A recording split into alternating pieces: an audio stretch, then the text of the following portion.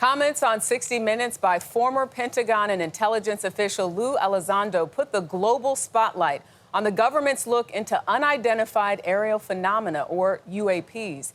Now Elizondo is sharing more details about his work. He is the author of the new book, Imminent, Inside the Pentagon's Hunt for UFOs. In it, he writes these crafts are not made by humans, and they present a very serious national security issue. Lou Elizondo joins us first right here on CBS Mornings. Welcome. Thank you. My honor and privilege. Yeah, a lot of people, I think, even if you don't believe in UFOs or you are someone that definitely believes that there is something out there, you talk about this idea of these crafts being created to, quote, be friends from out of town. What makes you so certain that they're not made by humans? And also, if I could, early in your book, you said when governments lie to their people, all of democracy is at risk. Do you think the government is lying? Well, we know that the government never lies, right? Iran-Contra, Pentagon Papers, Afghanistan withdrawal. No, unfortunately, the government is not this huge, colossal machine, if you will. It's segregated into these little fiefdoms, if you will. And unfortunately, they don't always coordinate and talk with one another. As far as these vehicles not being made by humans, if you will, that's not me saying that. We have scientists, some of the top scientists that your taxpayer dollars have paid for them to conduct this research. And at the end of the day, when you're studying the material and you're studying the capabilities of these vehicles, and frankly, there's nothing that we have that compares to what these vehicles can do, the capabilities that they're demonstrating in front of us, then one has to ask, well, where are they from? And if it's not our technology and it's not some sort of adversarial technology, it's someone's technology. And in a statement to CBS News, the Pentagon spokesperson said that the department will follow the data wherever it leads. However, to date, we have not found any credible evidence of extraterrestrial activity. Are there other explanations that should be considered? Is there hard evidence that this is a non-human technology? That's a great point. And so I think we need to look at this from a temporal aspect, a time aspect.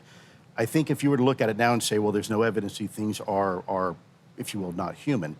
The reality is we've been dealing with this topic as a government for decades. So it's not like there's some sort of adversarial technology that just popped on the proverbial radar that's ahead of us.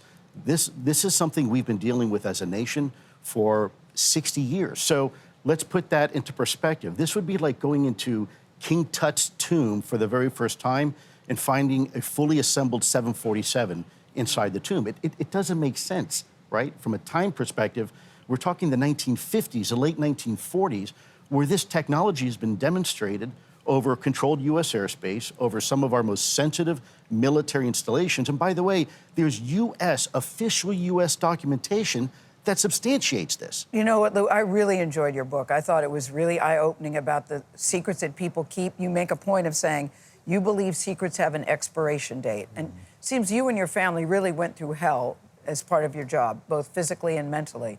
And at one point, you ended up quitting your job, and your wife said to you, who quits a job without a job? And you said to her what?